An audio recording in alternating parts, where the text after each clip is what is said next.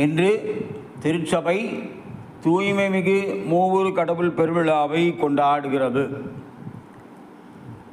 இன்றைய பதிலுரை பாடல் திருப்பாடல் 8 எண்கள் 3, 4, 5, 6, 7, 8. பல்லவி. ஆண்டவரே, உமது பெயர் உலகெங்கும் மேன்மையாய் உள்ளது. உமது கைவேலைப்பாடாகிய வானத்தையும் அதில் நீர் பொருத்தியுள்ள நிலாவையும் விண்மீன்களையும் நான் நோக்கும்போது மனிதரை நீர் நினைவில் கொள்வதற்கு அவர்கள் யார்? மனித பிறவிகளை நீர் ஒரு பொருட்டாக எண்ணுவதற்கு அவர்கள் எம்மாத்திரம். பல்லவி. ஆண்டவரே, உமது பெயர் உலகெங்கும் மேன்மையாய் உள்ளது.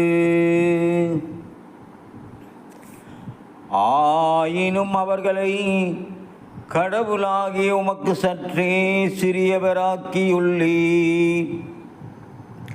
மாட்சியையும் மேன்மையையும் அவர்களுக்கு முடியாக சூட்டியுள்ளீர். உமது கைப்படைத்தவற்றை அவர்கள் ஆளும்படி செய்துள்ளீர். எல்லாவற்றையும் அவர்கள் பாதங்களுக்கு கீழ்ப்படுத்தியுள்ளீர்.